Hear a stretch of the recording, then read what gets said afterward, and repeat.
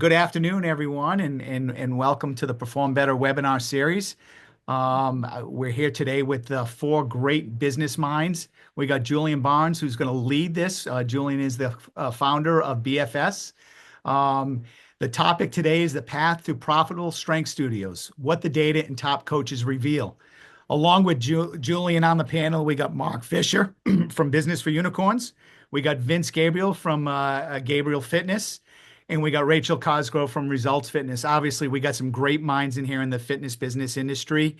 I'm going to turn it over to Julian and let these four business minds take over from here. Have a good one, guys.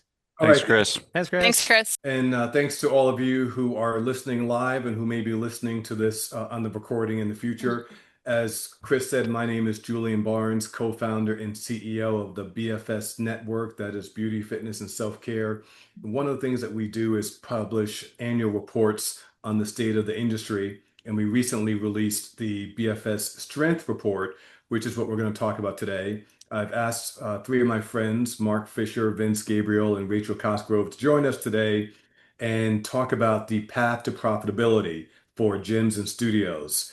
The way this is going to work is I'm going to show a couple of slides between each question, show what the data says from our recent report, and I'm going to ask Mark, Vince, and Rachel to opine and share their insights on whether they believe the data, and if so, their recommendations for how each of you can achieve the metrics that are shown in the data. Just a little context, first of all, this survey was conducted in the last 12 months of gym and studio owners worldwide, mostly US and Canada, but there are a few offshore. They are overwhelmingly independently owned businesses that are not financed by private equity. So there's no Barry's in here, no Soul Cycle, no Solid Core.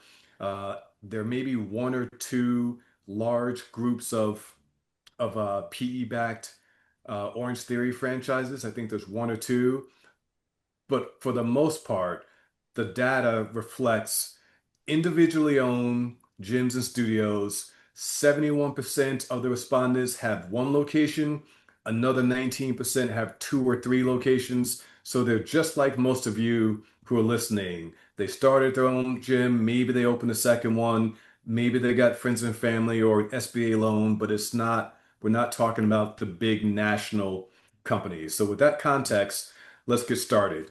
The the first question I have for all of you, and let me share my screen, is the beginning of the client journey is, of course, number of leads per month. And our data revealed that profitable gyms generate more than 50 leads per month.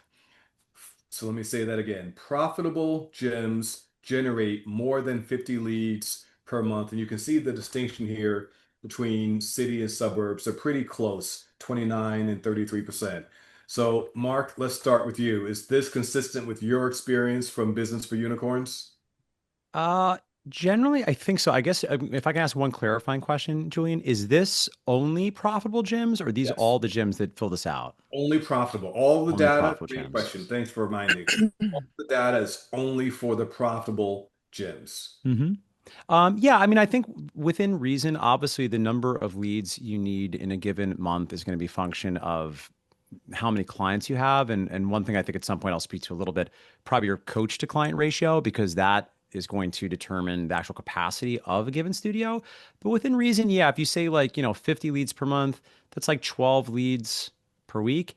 That feels like it's hard to grow, I think, if you're doing less than that once you have a tipping point of clients. So, if you have a 6-on-1 gym, you're going to max out at, probably 120, 150 maybe. If you have a more large group class boutique concept, obviously back in the heyday, there were Orange Theories that at times had over 1,000 clients. So the amount of lead flow you're going to need, again, is going to vary. But I think within reason, yeah, even like a modest small group gym, if you are getting 5 leads per week, even if you're converting a very high percentage, oftentimes it gets hard to outsell attrition, certainly once you're approaching 100 clients. Excellent. Thank you. Rachel, what are your thoughts about this metric? Yes, I think it's definitely on point. I want to clarify that a lead is somebody who has raised their hand and said they're interested in your business. So it doesn't necessarily mean they've walked through the door and they're sitting down with you. They've given you their information, maybe their email, maybe their phone number. And so, I think for a lot of gym owners, sometimes they expect, a lead is somebody who comes walking through their door magically. And so there is a process. So the lead is basically somebody who has given us their information. They've raised their hand and said, I'm interested in what you do. I want to know more. Doesn't mean they're ready to sign up, doesn't mean they're ready to come through your door. So I think shooting for 50 leads a month, that's going to be a good number for most, small gyms to be on track to end up with, you know, 10 to 12 new members. So that's, with a whole nurture campaign in effect and taking those 50 leads and eventually getting them through the door and eventually getting them to sit down, eventually converting them and then making them your member. Okay, great. So then, Vince, we learned from our research that the most effective intro offer was referrals. Is that consistent with your experience and what you teach your clients?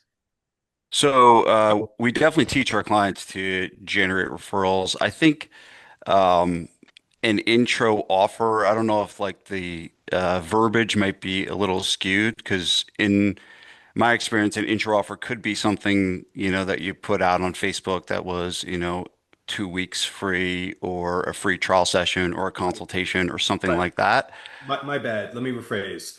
The referrals was the most effective lead gen tactic. The question should be, what is the most successful intro offer? And so that's what I'm showing here on the slide. So my bad for Yeah.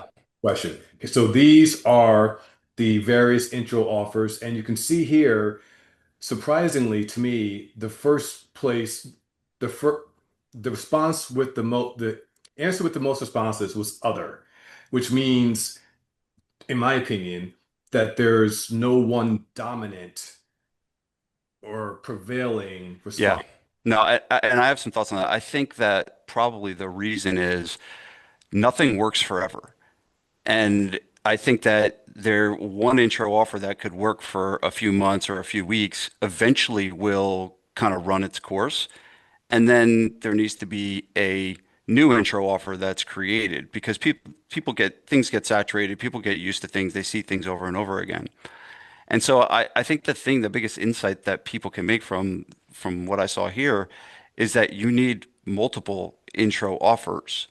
And I think that one of the things that people get really confused on is, oh, if I have multiple intro offers, I have to change my sales process and change my pricing and change the way I do it. And the reality is, the skill is changing the intro offer, right? Whether that's 2 weeks free, a free consultation, and it all goes into the same vacuum. It all goes into the same place. So you're not redirecting and recreating your sales process. So I think the best piece of advice here is that people are going to need to put different wrappers on things. They're going to need to know, that a 2 week free trial will work. A free consultation will work. It's just not going to probably work forever. And you need to get used to being able to change that wrapper, but keep your sales process consistent so it doesn't mess up your whole operations internally. Great points there. Um, Rachel, as you can see here, the most effective intro offer price was 21 to $50. Is that in line with what you see across your purview? This is going to depend on what you charge. So, for us, our least expensive membership is 125 biweekly. So our lowest intro offer is 197, like 197. We want to get people to convert. So, offering a $21 to $50 intro offer is not going to get as high of a conversion. And it's not going to get as qualified as a lead as if you do go with a higher price point. So I think you do have to, one, you can give it a try, the $21 to $50, see who shows up. And if you're really good at sales, you might be able to get them converted, but you might end up with a lot of people that aren't going to be qualified or able to, you know, convert to become a part of your gym. And so it's really, you got to look at, charging enough that you're going to get qualified leads that are going to be able to convert and become a long-term member. And I want to back up on the referrals. I do think it's important that you have some kind of a trial offer for those referrals. I think a lot of people think referrals just happen and, that it's just part of, people are going to send me people, but really getting systemized with it and figuring out like a VIP trial offer. So it's still, an intro offer. That's a VIP offer that your clients, we listen for people to mention somebody, and then our trainers know, they give them a nice VIP card that, here's a VIP intro for your friend who you mentioned. And then if we can get their information, we can reach out. And that way you have that referral engine going, because it is going to be one of your most qualified leads as well. So what's the most effective referral tactic that you've seen? Well, like I mentioned, so listening for your clients to mention somebody. So, giving when your coaches are on the floor, making sure they're listening, because they're the ones who are face to face with the clients. So if your client mentions, "Oh, I was telling my sister all about this place," and, "Oh, what's your sister's name? Her name's Jenny. Oh, tell me all about what Jenny does. Oh, well, Jenny's been training at this other gym, but she's really not happy." Well, we would love to invite Jenny to come join us for a couple weeks as a VIP member. Since you're a member here, we will go ahead and extend her a VIP. So we usually do a free 2 weeks so they can come in, they can try it out for free. We only give this to VIP members. We only give out a few. They're very exclusive. It's not just everybody gets one. And then, then if you want to go ahead and give me Jenny's contact information, I can reach out. So someone specific, listening for that specific person, and then really making the client feel special, that you're taking care of the client, right? Now we're gifting that client this VIP membership, that then when they leave the gym that day, they're going to call their sister Jenny and go, "Hey, guess what? You get to come to the gym with me. I've been wanting you to come. I have a 2 week pass ready to go for you. So let's go." So that ends up getting a little more specific than, just like, "Hey, we want referrals." In that in that scenario, do you provide any type of incentive to your VIP member if So since it's funny, whenever we've like dangled a carrot for referrals, our clients it doesn't seem to motivate them more. We actually, they like recognition. We do put some extra money on their Shake account. We put their name up on a board. Like, as long as we're recognizing them, yes, we say thank you. And then if we do have a big referrer, we usually unannounced, we'll get them a gift that's something, that surprises them to say thank you. So we've done different like referral challenges, like, "Hey, we're giving away an iPad," or, and like our clients can afford their iPad. So I just feel like they're kind of like, "You don't need to give me stuff to bring people in here. Like, if you guys want me to bring people in here." So that's what our own, I don't know if you guys had that experience. What have you guys seen with referrals? Have you tried different giveaways and had good, I mean, I'm curious. We, I'll go, Mark. We stumbled onto something that really worked well. Didn't work very good during COVID, but I got some guy that gave me a business card once, and the business card was black and metal, and it was like heavy, and I like dropped it on the ground, and it like made this clanking noise, and I was like, "Oh my God, this thing is amazing." And so what we started to do is we got cards made for a free 1 month membership. And every time we signed up a new member, we gave them the card. And we got the cards made with these like little numbers on them. So it was like 001, 002, and they're like $6 or $7 a pop. And basically we kind of had this like conversation with them. We were like, "Hey, we only give these out to people that are current members. Your number 001. We're going to give this to you." And we also would ask, kind of leading the question with, instead of saying, give this to somebody, we say, who's the first person that comes to your Yeah. mind that would benefit from getting a free month with us? And so I think sometimes the language that you use is really important, and that question prompts them to actually think about something. And sometimes you need to take it a step further and be like, "Oh, what is it? Do you have a spouse? Do you have a friend? Do you have a neighbor?" I think one of the things about referrals is that this concept I learned from a guy named Dean Jackson is make it easy for your customers to refer, right? And so when you make it easy, well, so for the first part, easy is I'm giving them something for free. So now it's like Rachel said, like you're giving them a gift. That's not hard to do, right? That's a good thing to do. And your clients actually look like a cool, fun, nice person for giving them a gift.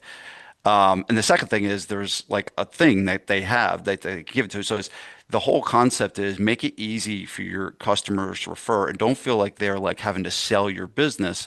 Almost make them show up like the hero for the referral. So the black metal card at the point of sale except during COVID. It didn't work during COVID. But the black metal card was, and it's funny because all my mastermind clients, like I taught them this, and they all bought metal cards. Like every one of my clients, so they're like, "Where do you get those metal cards? Where do you get those metal cards?" And they all bought the metal cards, and now they have there's like 100 Right. Because they something bring them gyms using back, them. so you're Yeah. going to get it, even if it's expensive, you're And going to get and it I'll back. tell you And one more. I'll tell you one yeah. more thing we do is like if we send it out and they haven't sent it back in, we will send them an email say, "Hey, if you didn't find We need your anyone, card back. yes, please bring your card back." So a little bit of shaming helps Yeah. too.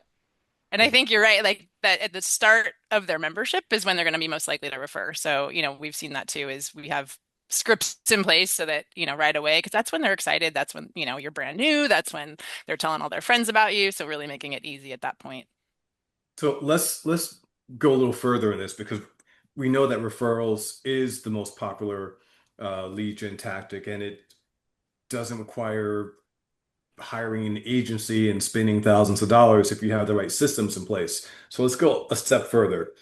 Rachel just mentioned that it's great to give out that black card at the beginning for a new client, but let's flip it to the person who's your 3 times a week for the last 3 or 4 years person. And that person, everyone in her life knows she goes to your gym 3 times a week for the last 5 years. And she knows that you're looking for new clients, but it's not top of mind for her. What can you do, Mark, or anyone else, to take the people who've been paying you, who've been committed to you for years, who are most likely the health and wellness expert in their chat group? Like everyone goes to them for health and wellness advice. How can you incentivize that person to bring her friends to your clubs? Yeah, I kind of think about when I think about referral offers, part of what I think makes them impactful is I think in marketing you have inbound approaches and outbound approaches, right? So like very briefly, they're the things that the prospect does when they want a gym, right? And it's going to be two things. They're going to search online, Google Maps, or a chatbot, or they're going to ask a friend. So a referral can be useful, and I often call that's like the fishing net, right? So a fishing net is some sort of evergreen, always available, obvious first thing to make it easy for the client to refer, right? That may or may not include an incentive for the client's friend. Usually does. Maybe it includes an incentive for the client, but I think to Rachel's like very good point, like people like they can probably afford it. It's more about just like acknowledging and giving them a thank you maybe than about like incentivizing new behavior because of the action. On the other hand, we're thinking about this like long-term client, right? Because ideally, we're talking about the evergreen referral offer. We're training our clients on that, right? We're talking, and you can decide. Maybe it's like typically it might be point of sale. It might be, every 6 months you just do a blast to all clients so they remember it exists. Potentially you build this in if you have any sort of goal review session. But if we really want to like shake the lead fruit from the lead tree, so we have this typical client's been around for 3 years. I think when I think about marketing outbound stuff, I think of that as like fishing poles, right? And there's a number of things you could do there. You could run paid ads, you could do business partnerships, you could just go talk to people one on one in the street. But the referrals are interesting because you have a referral inbound approach where the clients know what to say. If a friend is like, "Oh, I'm thinking about a gym. Do you like that gym? Oh yeah, it's this thing." But the phishing pole version would be some sort of time-sensitive offer that is leveraging some kind of urgency and or scarcity. That can look like different things in different models, but in general, that might be something like a Bring a Buddy week, right? Which is like usually not available all the time. It might be like for next week only, your friends can come train unlimited times for free. Perhaps it is a holiday one. Vince, I think I heard this one from you first. Some sort of like holiday thing where maybe you do like because we do the black card version, the black card in our gym, New Jersey, and usually it's like you have to claim by the end of December. And you have to start by whatever, January 19th, right? So ideally, we're driving some action by something that's not usually available, which gives it an element of time sensitivity. I think if you have a bigger gym, again, I might not do this in a smaller gym, but if you have a very large class-based concept and you got a lot of bandwidth, you could do a more robust give to get. So that might be like for the month of whatever, we're going to award points for reviews and for bringing in leads and for posting on Instagram end to end to end. And then you do a raffle and you give away like a Yeti cooler or whatever. Because if you do the math of it, that actually can makes sense. The cost per acquisition can make it worth your while. I think the only thing about the give to get, I caution people listening is like, I don't usually like that for smaller gyms just because it's like a lot of work and it'd just be easier, just like run a big, bring a buddy once in a while, do like some sort of once in a while a free month for a friend thing. That tends to be like how I think about it. So I'll pull up there, but yeah, that's how I think about how you could drive somebody that's been a member for a long time to take action if the regular appeals have not proved to have them do something. Yeah. What do you Um, think? What do you think, Rachel? I would, our biggest influx of referrals from longtime members is when we call it STIPT, something to invite people to. So mm, twice a year, drop that's shoe great. sizes kickoff, throw a big event and invite, we're going to be doing this seminar all about how to drop shoe sizes in 8 weeks. Bring your friends, it's free. And so then clients are like, hey, I've been telling you about my gym for the last 3 years. This is where I go. Come with me to this seminar on Thursday night. And then they bring their friends. So that's where we've found the biggest influx of referrals from longtime members and also past members show up, like if they haven't been in a while and they're like, it's just an easy way for them to show up, hang out, hear, the latest updates of what we're teaching and what we're doing.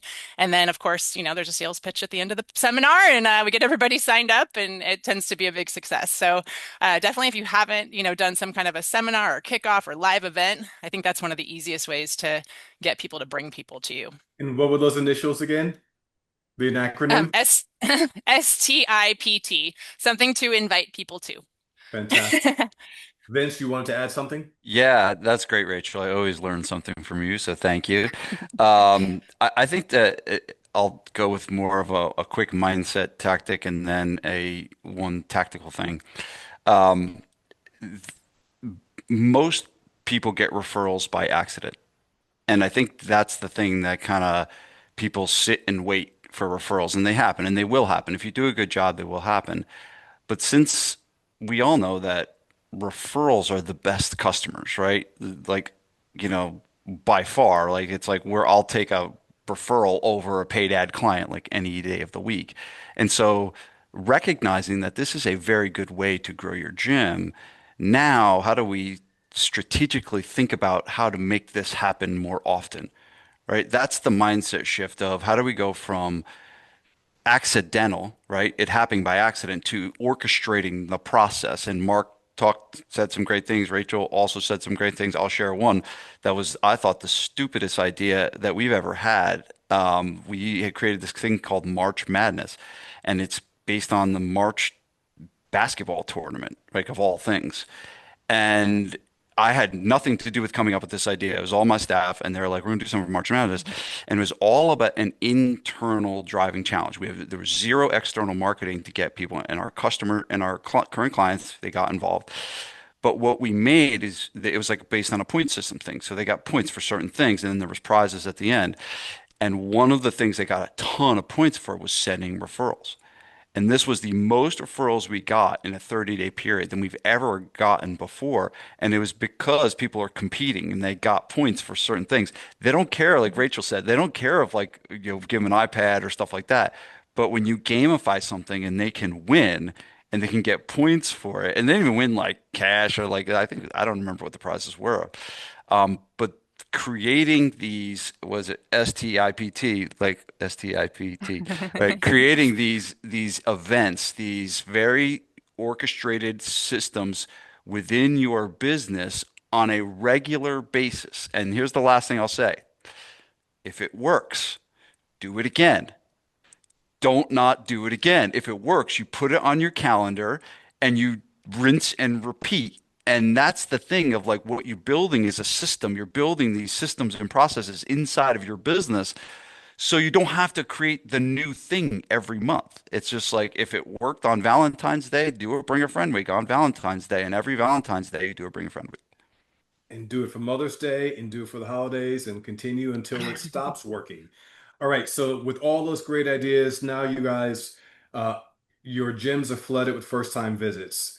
We asked in the survey the average number of first-time visits per month. And again, as a reminder, these are profitable studios divided by city and suburbs. Dark blue is city and the peach is suburbs. our data reveal that the studios and gyms in cities, about 29% of them have 11 to 30 first-time visits per month, and about 31% in the suburbs. So let's just call it 30% each. 11 to 30 first-time visits per month at a profitable gym or strength studio. Mark, is this consistent with your experience? Number of first-time visits per month for a profitable gym? I think so. Yeah, I think so.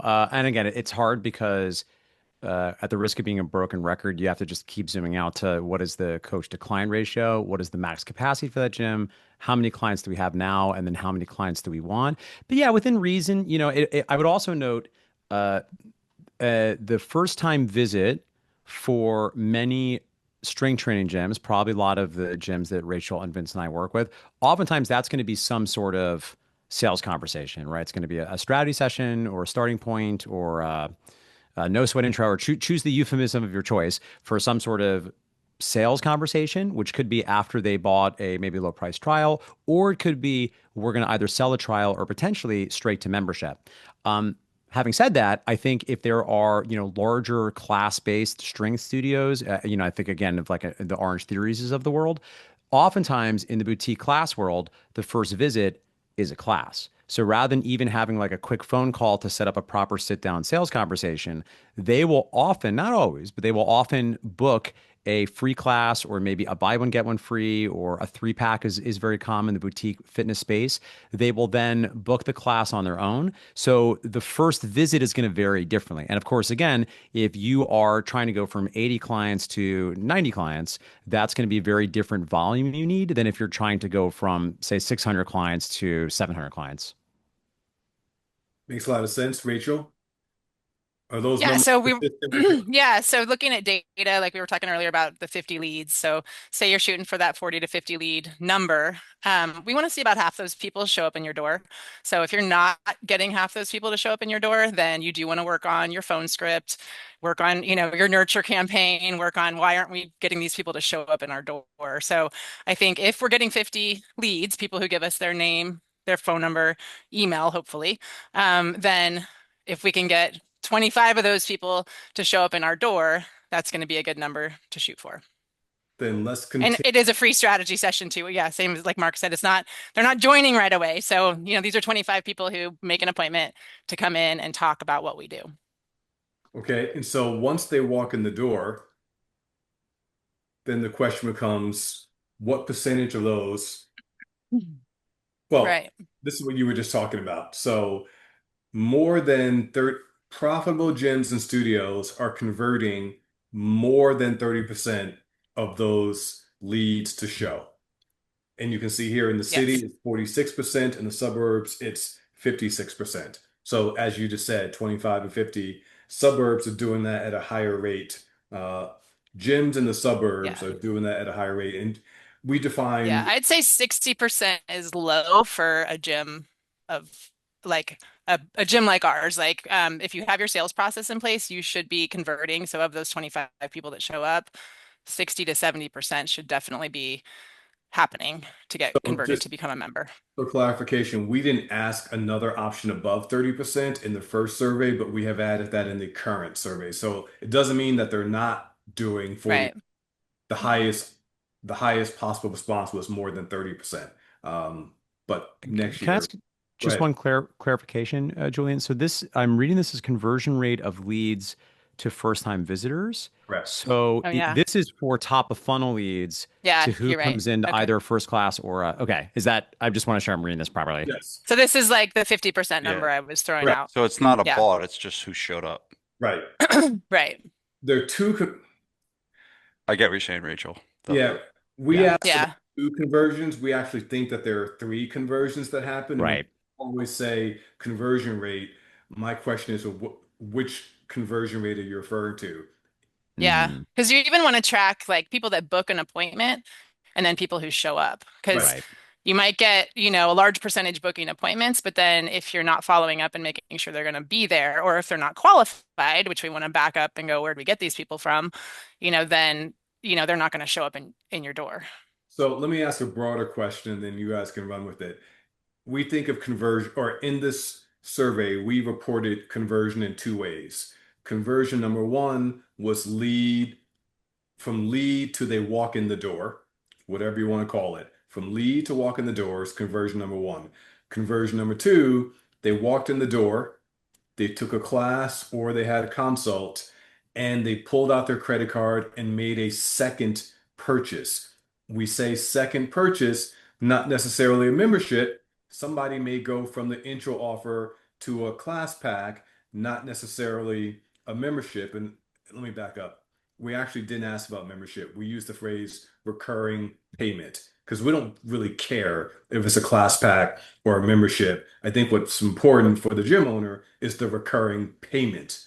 And so somebody could come in, walk in your gym, purchase an intro offer, the 2 for 30. They go through those two classes. They could come back and make a second purchase. Maybe they buy a 5 pack or a 10 pack, but it's not recurring. It's still a second purchase.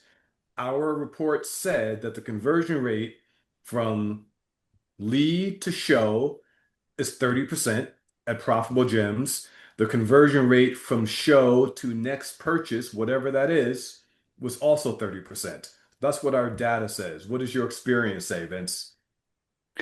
The original 30% is accurate from what we see. We have a goal of anywhere from 20 to 30% of leads to show up for a consultation or anything, right? They show up to the door for whatever. So that is consistent. The second piece seems low. Like, so for example, when someone, most of our guys are doing a one-on-one consultation, selling them into a high level small group membership, we're seeing much higher conversion rates than 30%.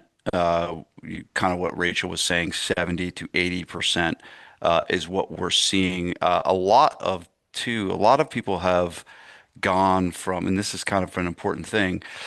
There was a while there where everyone was going to 12-month memberships, right? And then there was this process where everyone was doing a 30-day trial, and I did this too. It was consultation to 30-day trial, and then after the 30-day trial, you sell a 12-month membership.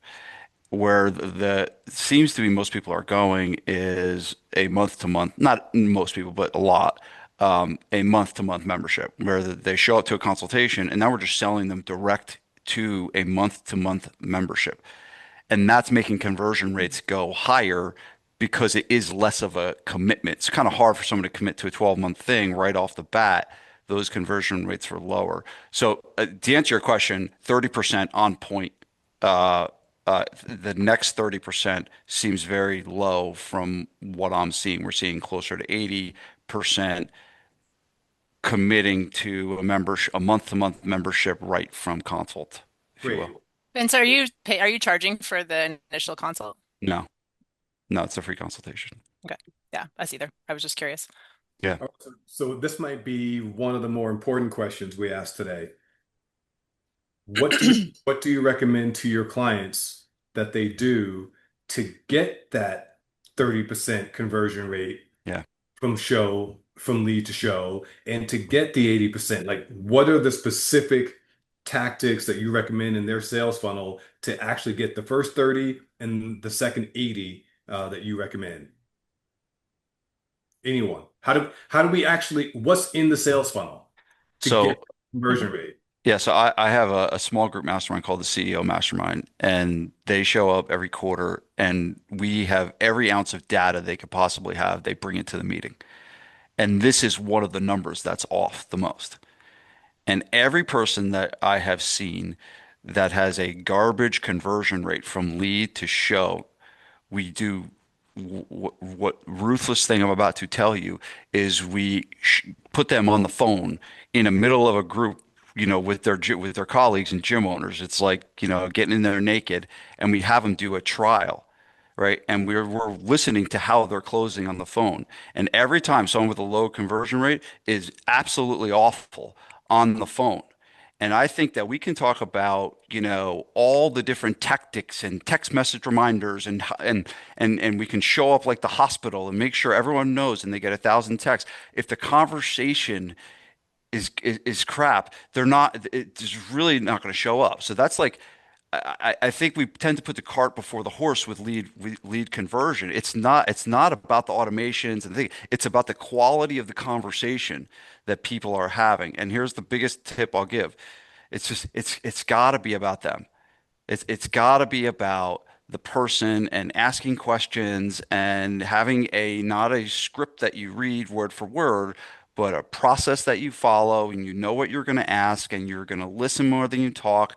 That is really what we see is the improvement of the conversation is what will drive the conversion the most. Secondary is speed to lead, and I'll let you guys continue on that one.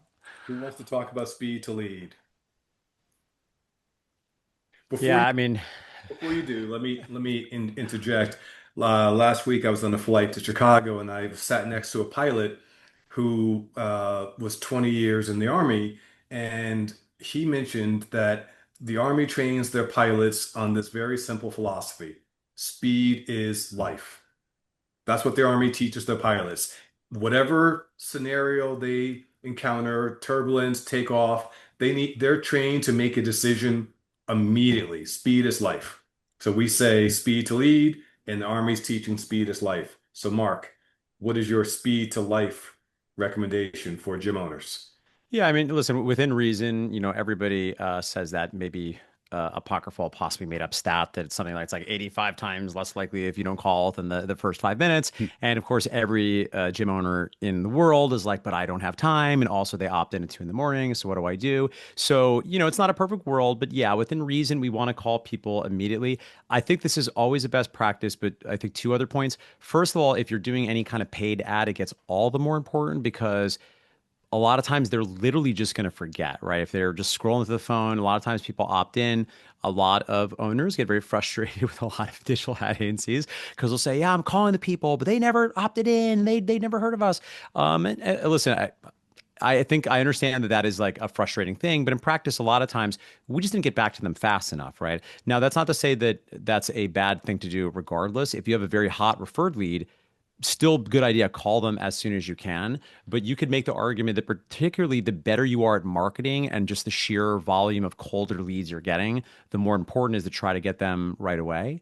I think the other thing that is interesting is this whole, some people are kind of reluctant to pick up phones these days, right? So like I think that's another thing too that makes this like a little bit complicated is now the world I move in, Vince, I know you move in this world too, and Rachel, I suspect too.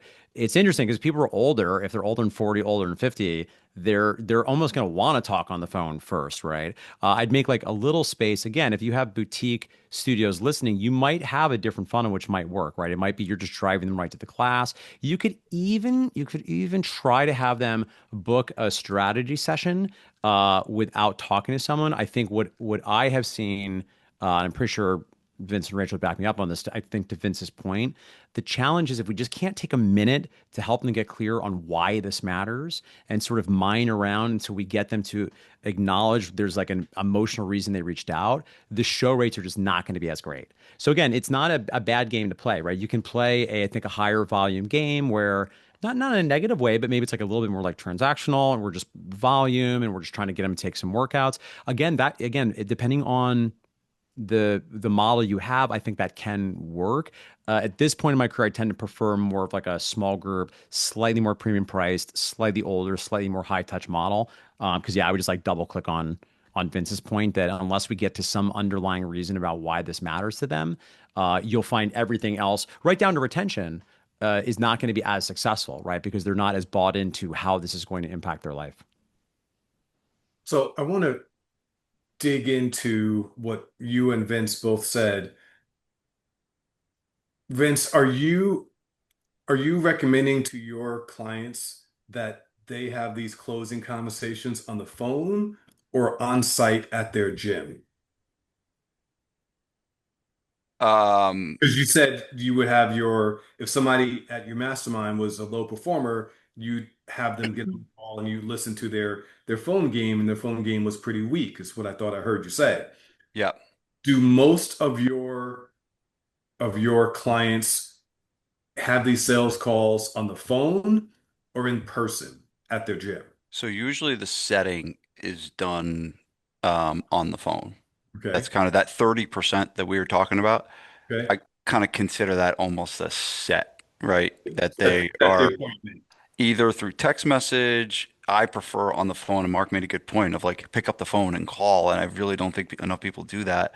But that 30% that we were talking about earlier, I consider that a set, and that's typically done either through text message or on the phone. The 80%, the knee-to-knee selling that I know Rachel does, or the one-on-one consultation to sell them a membership, that would be in person. When I was talking about the guys in the group, we, I just want to be clear, we created like a mock thing where they would go in the other room and we would listen to the phone call, and it's brutal. It's absolutely brutal.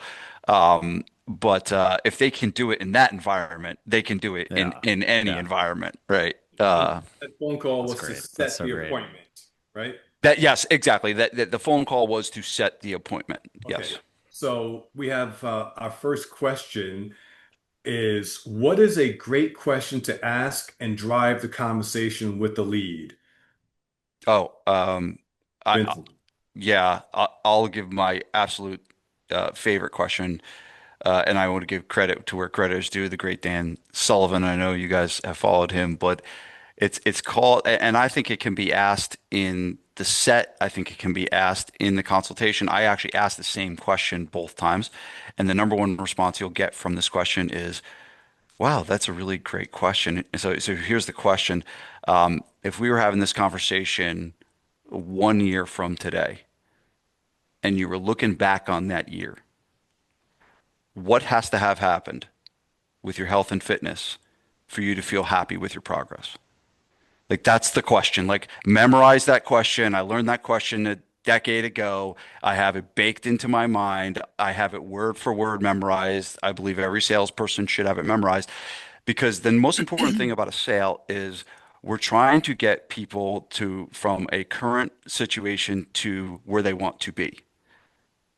If we don't know where they want to be, it's really, really hard to paint the picture for how they're going to get there, right? And so that question gets us to help them describe, and we're guiding them to help them describe where they want to be. And we're not going to say in 1 month, right? Because we want this to be a long-term thing. We want health and we want to educate them on this is a process. This is not this, oh, we're going to help you drop, 10 pounds. So that's why I like 12 months. So that's my favorite question to ask in either a set or a close. Excellent. Rachel, same question to you. Something that you recommend a gym owner say to convert the lead to show. So I think we're all on the same page with taking our time.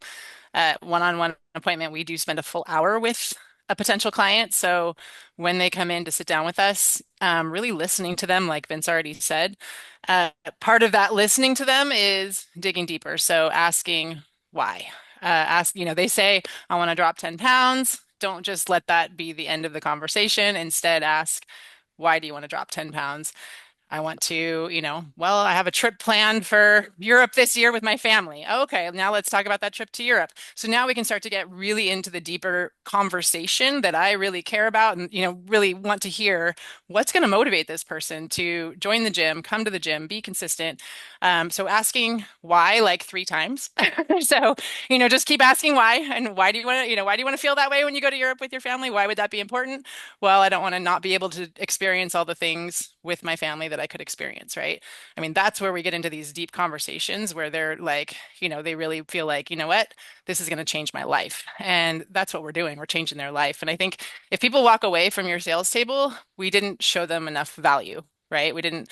And so we have to figure out what's valuable to them. Like if we don't know what's valuable to them, how do we show them that we can provide that value, right? So take your time. I think that's like my biggest. Like a lot of us are in a rush. We're hurt. We don't have time.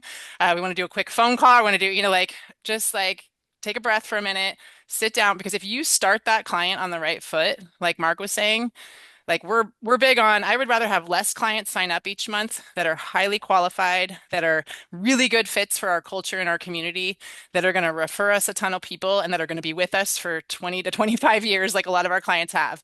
And that's how you build a long-term sustainable company, is by starting it off with really taking your time and listening to that person. And then showing them you understand what's valuable to them and that's what you're going to help them with. Excellent. Vince, we have two people who have asked you to repeat the question that you learned from Dan Sullivan slowly. If we were having if we were having this conversation 1 year from today, and you were looking back on that year, what has to have happened with your health and fitness for you to feel happy with your progress? Excellent. Thank you. Mark, did you want to go back and answer the question of what do you recommend a gym owner says to the lead in that setting conversation to get them to show up? Do you have anything different you want to add? No. Okay. No, yeah. No, I think that's well covered. Yeah. Okay. Yes, and I agree. Strongly agree. Yes, and we're going to go back to the conversion question for a second Hmm. because we have a question from the audience. If 60 to 70% is the conversion rate, and Vince was saying 80 is what he's expecting, what is the typical attrition rate at some facilities that have limited capacity? Just curious, how would you manage all the new clients without hiring more staff? Mark? Yeah, I mean, again, it depends on the volume you're doing here, but for context, the gym I have in New Jersey is, 2.5 people. And yeah, I mean, I think might we be so lucky to have like so many millions of clients that's presenting an issue? I guess maybe you can ask the question for me one more time, Julian, just to make sure I'm answering it. Yeah, There's concerns about capacity, perhaps? essentially, the question is what's the attrition rate? The assumption is if you're converting a lot of people at a 60 to 70% rate, you're going to have Hmm. more people than you have space for. But I think you Like already, if you're keeping people. yeah, Yeah. Yeah. if Yeah, I think I'll be happy. We'll all be happy to help Yeah. you when yeah, that becomes a problem. Yeah, the good news, bad news is, at a certain point, it's going to be hard to outsell attrition, for two reasons. Number one, again, even in your massive large group model, within reason, at a certain point, you just do start to run out of capacity. You begin to hit these invisible bounds during which people are terminated because they can't get in.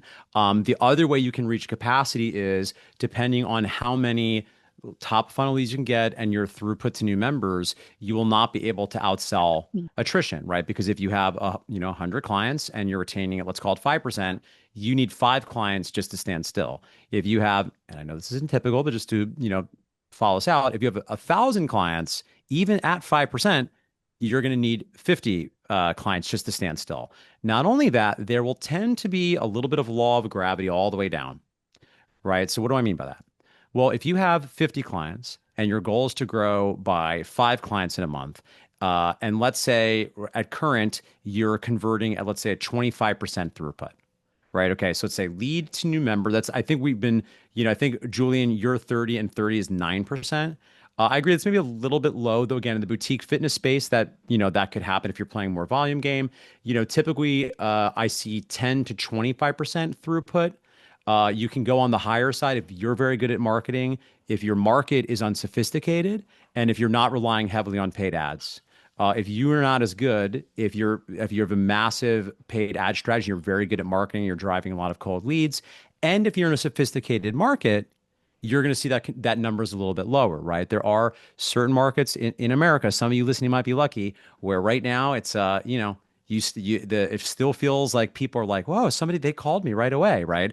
I've lived in New York and New Jersey. I always say it's like trying to pet a deer when you're trying to contact a paid ad. It's like they're willing to do it, but they're just getting marketed so hard all the time. So to go back to this question, okay, well, let's just say at 50 clients to add 5 clients per month right now, you need 20 leads and you're at 5% retention, okay, or 5% attrition. Well, if you go up to say 150 clients, first of all, it's going to be hard to keep the exact same retention all the way up. You want to, but invariably there's going to be a little bit of gravity drag. Not only that, but you are often going to be less efficient with the leads, right? Because now, if you're looking to add 5 clients, at a certain point, or I should say, rather, if you need to keep selling more and more members to outsell attrition, not only you might not need 4 times as many leads as you need members. I just told you sometimes you need like 8 to 10 times as many leads as you need members, right? And again, there's these strange scaling laws in gyms that are non-intuitive. I'm sure Vince and Rachel can empathize with me. You know, a lot of gym owners, and I love you so much. This might be some of you listening. You're like, I sell 100%. All I need is more leads. I get 3 leads every month, and 2 out of 3 of them, almost 3, they almost always sign up. Just get them in front of me.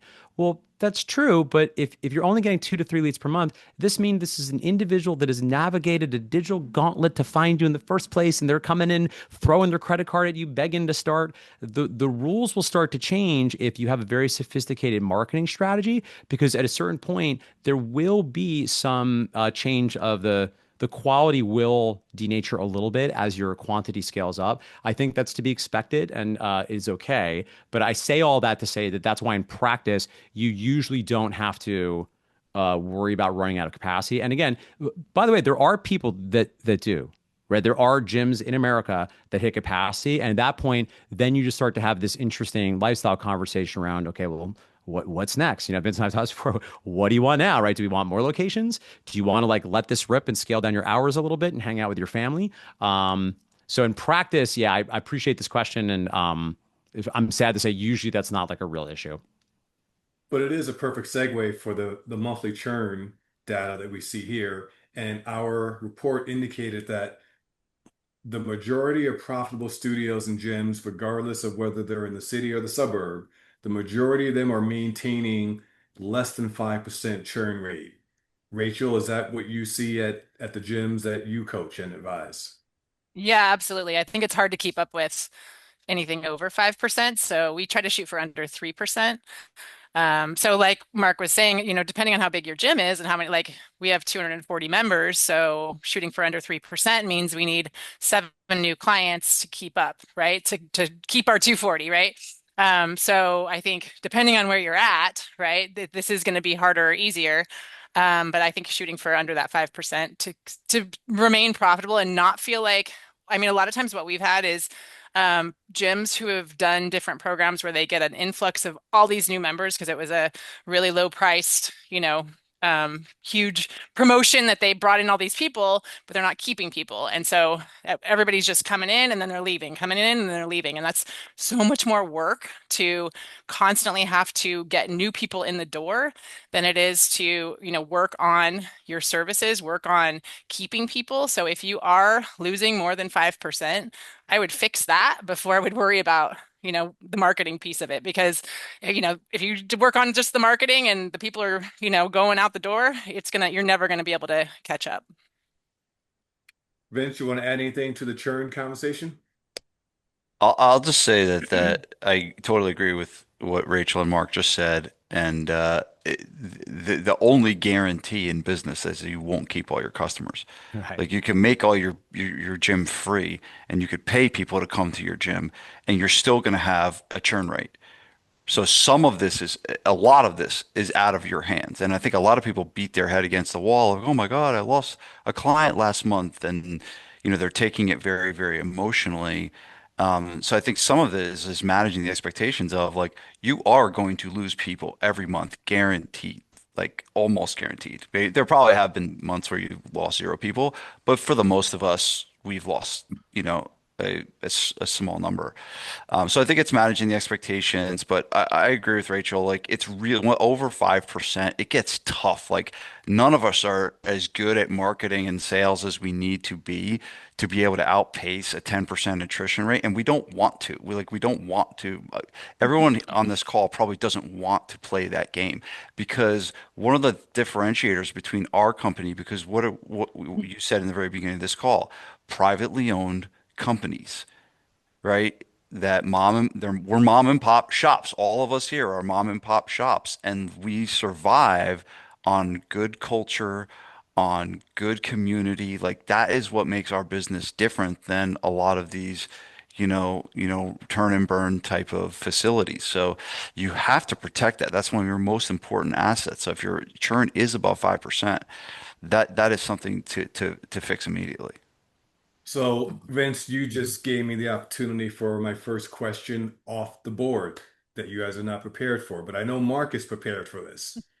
You just talked about your audience, your clients, people listening are owners of mom and pop businesses. They started because they loved movement and working with people and training people. You can go to Perform Better seminars and listen to the Mike Boyles of the world talk about the mechanics of your craft, or you could go listen to the three of you talk about the business of running your business.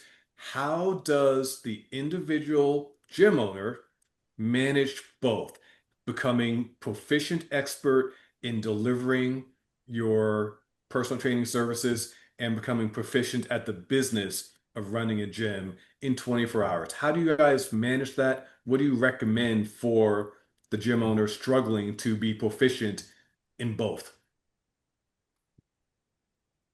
I would recommend becoming a really good coach first before you open your business. I think it is very hard to become the best at both at the same time.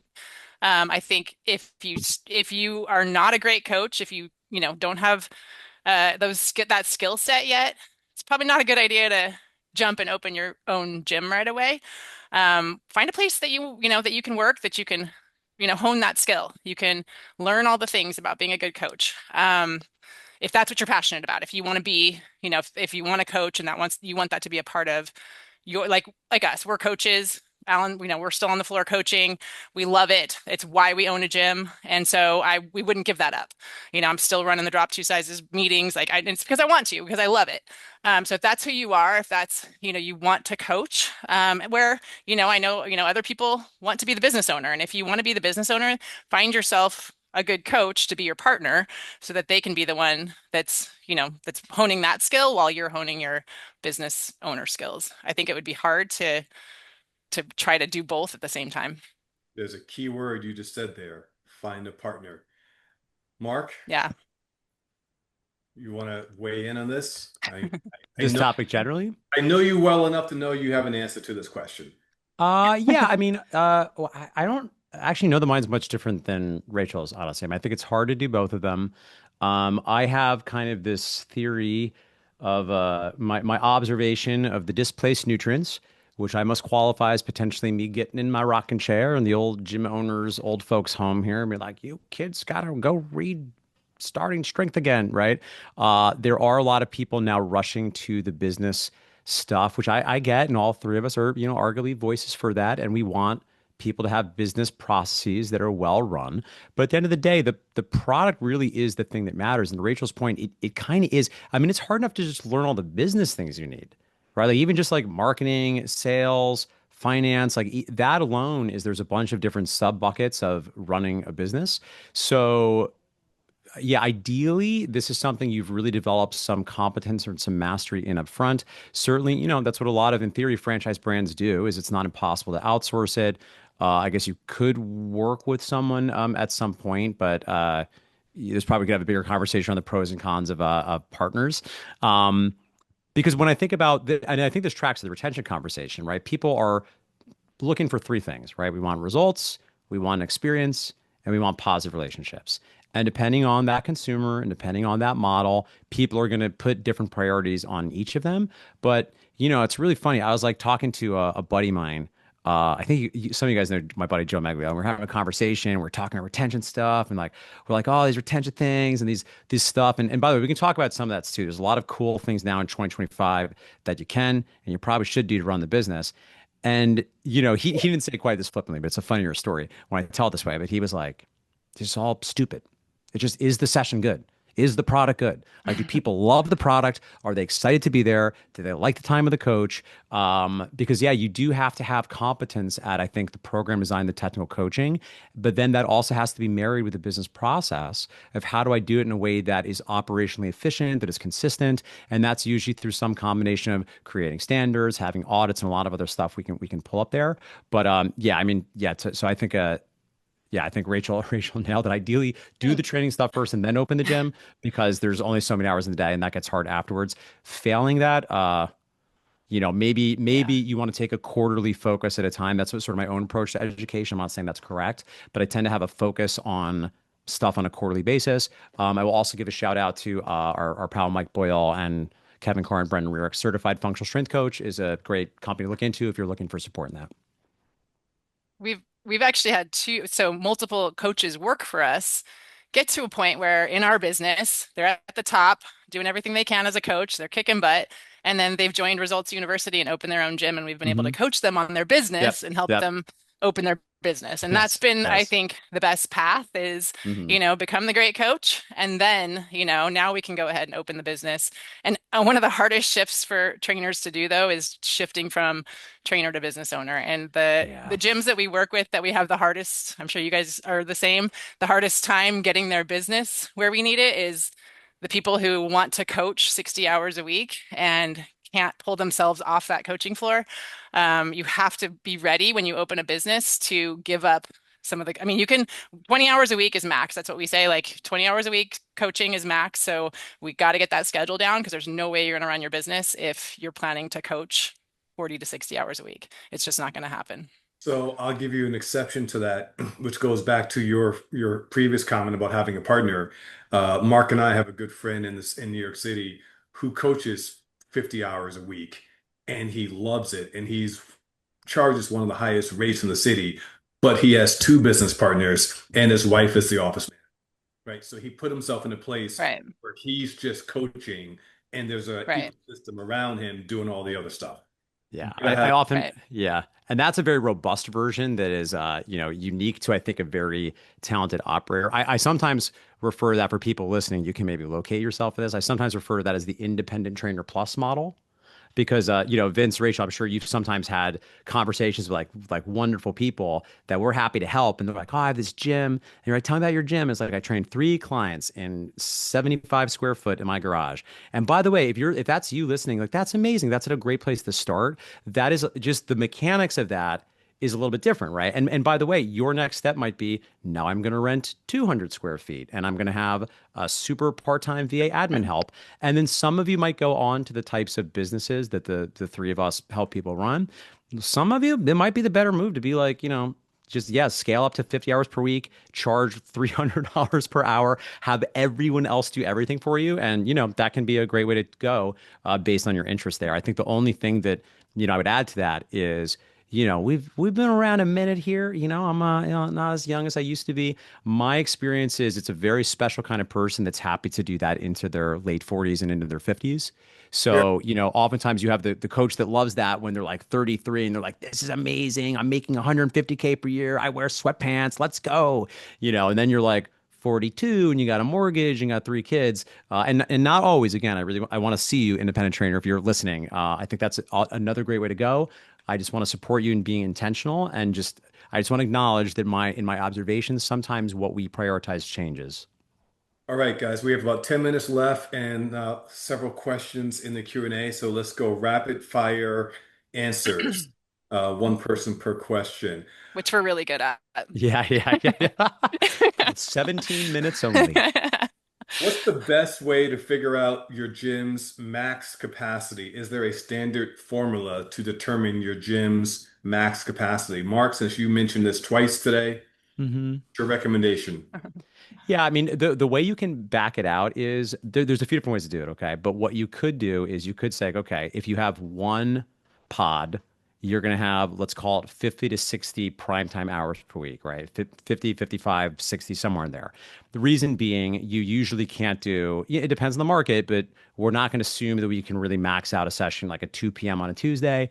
So if you assume, for sake of argument, you're open 6 days per week, that often is going to be, let's call it 50 to 55 hours. So from there, you just kind of do the math based on your coach to client ratio. So again, in the 6-on-1 world, which the three of us know pretty well, Typically, you're at like 120, 130, maybe 150. And of course, it's going to depend a little bit on the average frequency per client per month, but you can at least do the math to understand based on how many sessions you can reasonably offer, based on how many clients can fit in a session. You can back that out to understand a hypothetical total visit max. You can then further back that out based on frequency. Yeah, I'd be curious to hear if Vince and Rachel have math around this because you could just kind of do it 1-to-1-ish and assume there's going to be breakage of underutilization, which will allow for flexibility. You could, I think, if you get bigger, you might have to say, okay, I'm on the hook, so to speak, for I'm just keep the math simple. I'm on the hook for 500 sessions per week. So maybe I need to offer 550. So there's a little bit of a wiggle room. And then I divide that by how many hours I have and how many people I can fit in the session. But I think that's how I would think about that. Although, again, there's sort of a hypothetical invisible ceiling you'll get to if you really do reach true capacity. That will just show up and increase churn because people just can't get in. So let me define what rapid response means for Vince. Sorry, sorry. That would not be it. So Mark at unicorns.com. Yeah, I tried. I tried, everybody. Sorry.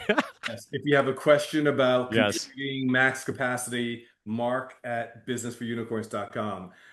Rachel or Send it Vince, to me.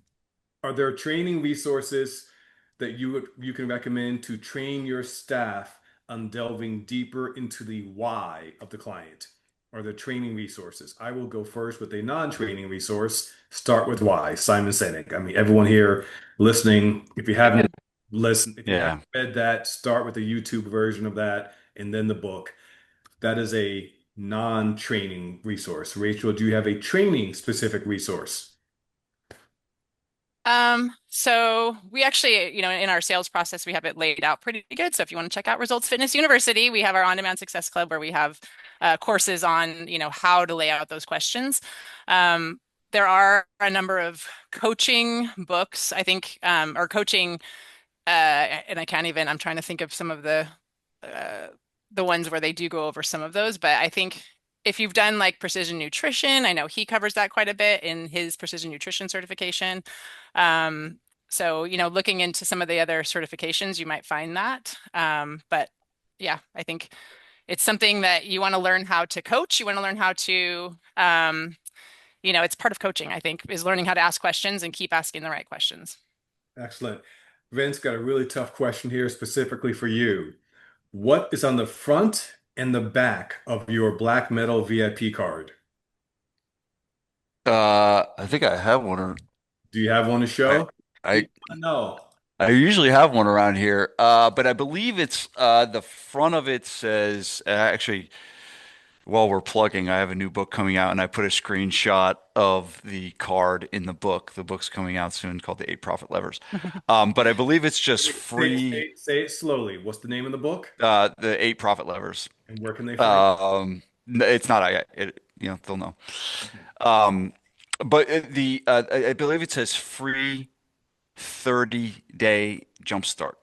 Free 30-day fitness jumpstart. That's Okay. what it says on the front. And then this is very important. It also says $500 value on the bottom. That's a really important piece. So you're kind of putting a value on the card. And then the back is how what to do, which I believe sends them to a landing page.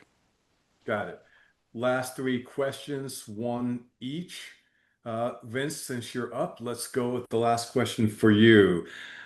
Vince, I know you are great at helping gym owners scale responsibly to multiple gyms. We just opened our fourth gym, and I'm struggling to know how I should measure success in our biggest initial location. Revenues in the initial location are down 30%, but the other locations are doing well. How should I think about this? Someone has to be in charge.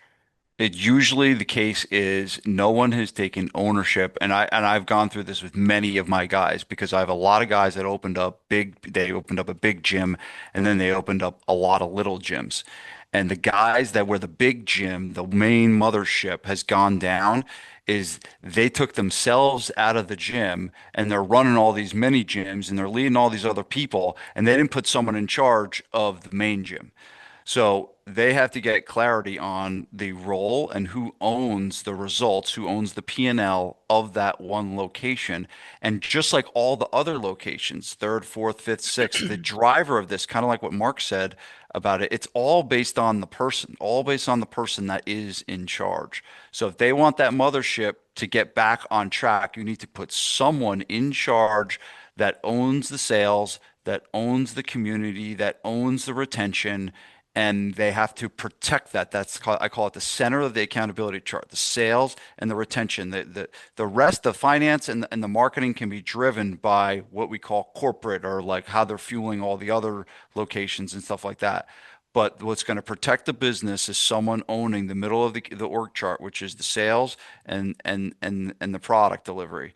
And they got to protect that at all costs. Fantastic. Last two questions. If your goal is to have premium pricing, meaning 250 or more per month, can your trial offer be too low?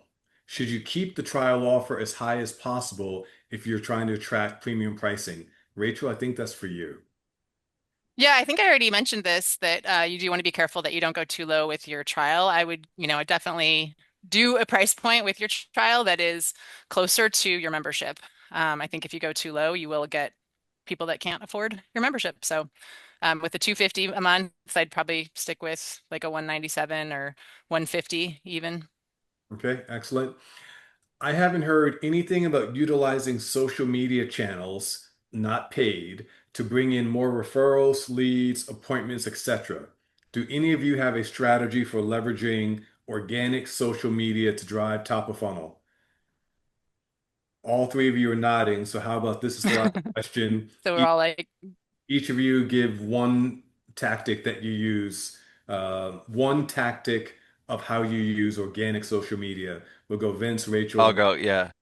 So I think that these days, with all of how AI has made everything so easy and content so accessible, I think the personal success story is what is going to win on social. It's also, if you look at Cialdini's work from Persuasion, it's like the number one most persuasive thing is social proof. And so you kind of have that. So I would say clients getting really, really, really good at collecting success stories, at collecting that, and then getting a consistent pulse of heaping on social proof so that all of a sudden someone can see, wow, like that place down the street, like they get results with their people. People are having success over there. And so I think like finding a lot of different ways to collect social proof. I'll give you two. give us One, one. Give us one. one being screenshot testimonials, where basically you ask your client to send you back a text message and then you screenshot it and then you can post it. So it's much more believable because it's a real screenshot. And the second one being case study interviews, where you take a customer, you have them on Zoom and you interview them, and then you can transcribe the interview, take the video, and now you have all this different content that you can use and take that customer showcase and put it all these different places. Excellent. Rachel. yeah, on that note, so set up a camera in your gym once a month and stand there and grab clients and say, hey, I'm going to interview you real quick. They don't have to be long. Just, pull them in and give them a quick interview. So I do that once a month, and then that way you have tons of content. One more thing. My favorite is we do challenges where we get our clients to post. So put it on your clients. So we have our Mom's Gone Strong challenge. Post your PR and you get a t-shirt. So then they're all posting videos of their PRs in the gym. We grab those videos. We have all kinds of people posting, tagging us, collaborating with us. 100 workout challenge. End of the year, 100 workout challenge. They basically have to post every time they work out. Again, grab those, screenshot those, repost those, collaborate with your clients. Get your clients to do a lot of the work. They're the ones who are in front of the audience that you want to get in front of. So put them to work. And by camera, let's clarify. You mean iPhone with the tripod, a good We now have a professional photographer or videographer come in, but that works great. Just don't quality. make any excuses. Got it. Set your phone up and get started. Mark, bring us home. Yeah, I would say an important thing about Instagram is the profile is an alternative website, first of all. So when people go to the website, it has to be clear who you help, the kind of outcomes you create, and what you want them to do next. Ideally, this is essentially mirroring what's on the website itself.